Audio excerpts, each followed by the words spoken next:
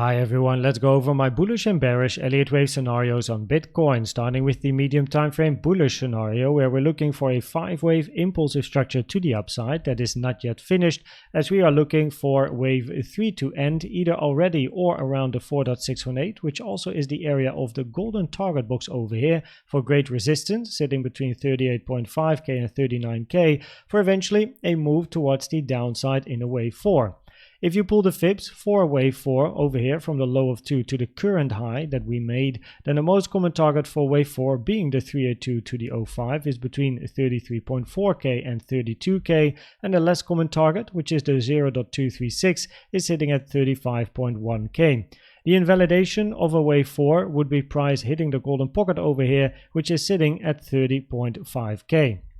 Now in this area we do have very important support, which is a very high time frame support resistance area, which is the white box that you see over here, as well as the value area low of this multi-year volume profile. And you can see that there is confluence between the 05 and this area of interest, which is sitting between 31.3k, which is the value area low, the blue line, and 32.6k. Just above price at the moment and in confluence with the 4.618, we do have here the point of control at 38.7k, which is very important resistance for price. If we then look more locally, let's say, with this final leg towards the upside for the end of a wave 3, then we can count this as a 1, 2, 3, 4 and then a 5-wave move to the upside where we're still looking for another high to be made. Of course, that does mean that locally we do want to see some strength, and we're going to go in the micro scenarios in a second. But the point of control remains an interesting target in combination with the 4.618 for a potential high of 3, or the high of 3 is already in. If you then look at the medium time frame more bearish scenario, then we're looking for a 5-wave scenario to the upside impulse that is already finished.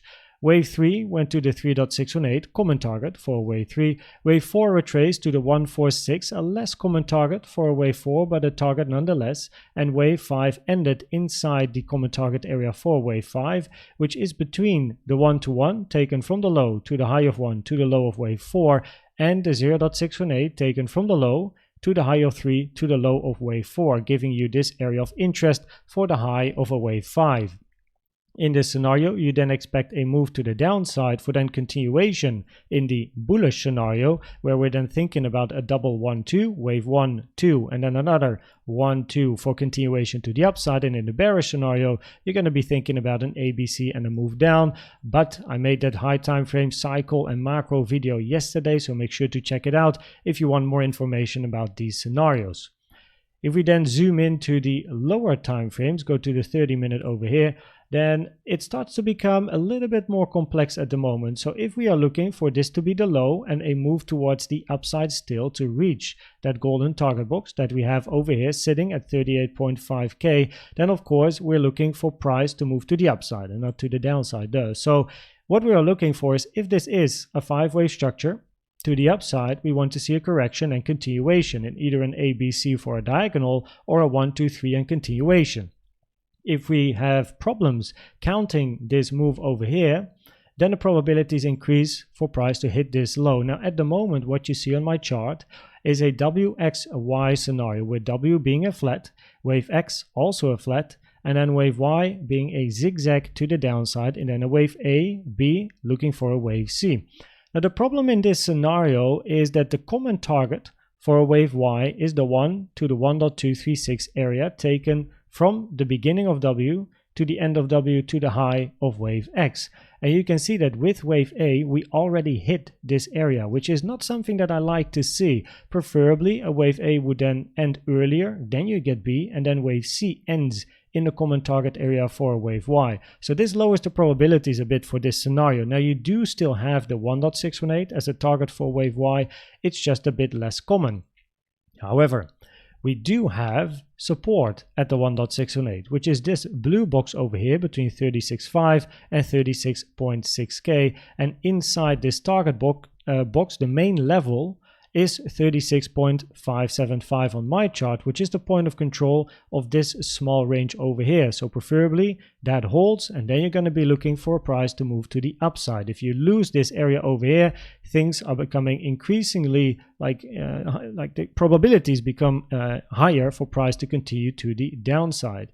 Now in this scenario over here, we're looking for a zigzag to the downside, and then a wave A, B, and then eventually a wave C to the downside. Now the same thing applies. Most common target area for C is the 1 to the 1.236 taken from the high to the low to the high over here.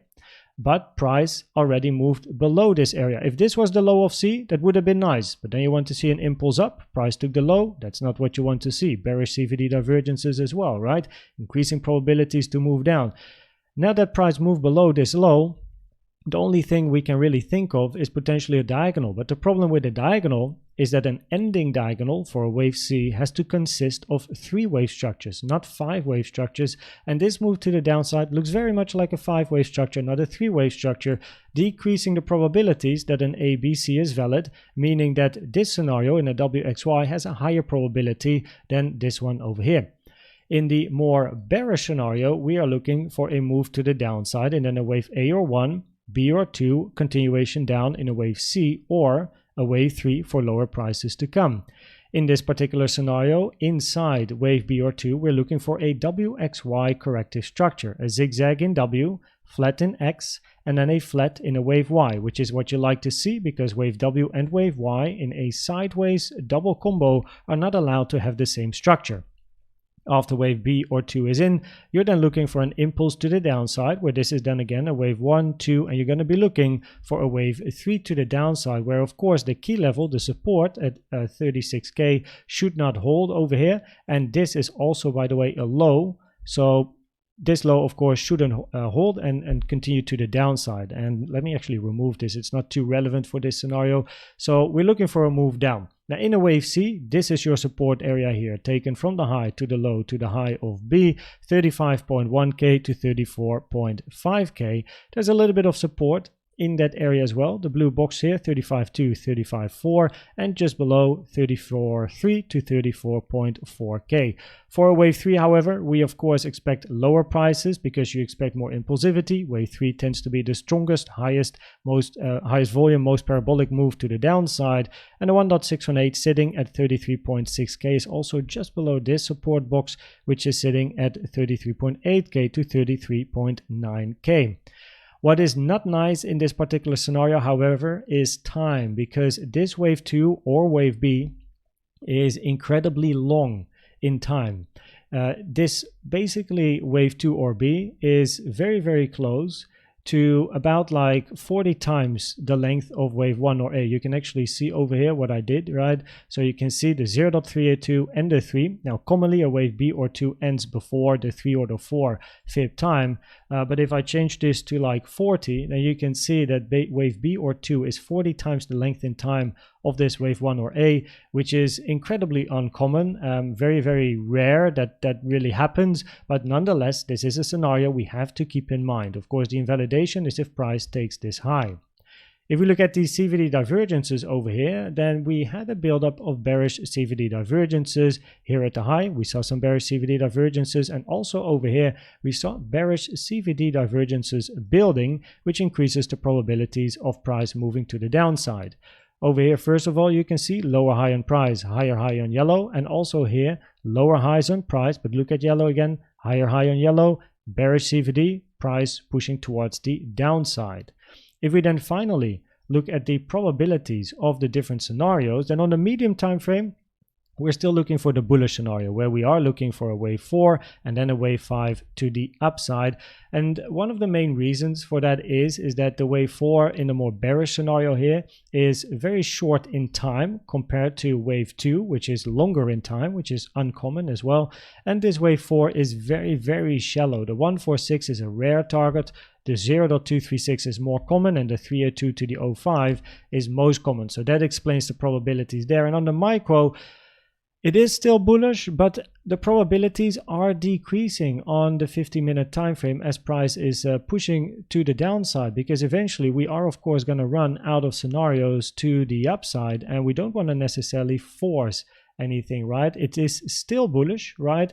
The higher probabilities are still a little bit on that bullish side, especially because in the bearish scenario, having a wave B or 2 that is 40 to 46 times the length of a wave A or 1 is unheard of, right? It's incredibly rare, doesn't actually make any sense, which therefore increases the probabilities for the bullish scenario. So therefore the bullish scenarios are in higher probabilities for another move to the upside to take 38k, reach the golden target box, right? That is the highest probability scenario on the micro, but it is important for price here locally to hold this support area over here preferably, because if price is going to go below this support area, we're going to start to run out a little bit of like bullish micro scenarios over here, right? So very important for price to hold this support, and we will see what price does, of course. So on both of the time frames, we are still looking for a price to move to the upside, losing this target box, and probabilities might increase to go to the downside and hit this low, if not over here, the blue box below, right? So I hope this video was helpful or valuable to you. Please check out the most recent educational video I've made about the best trading indicator you can use in my opinion, which is the CVD. And for now, thanks for watching and subscribing, and I'd like to see you at the next one. Bye bye.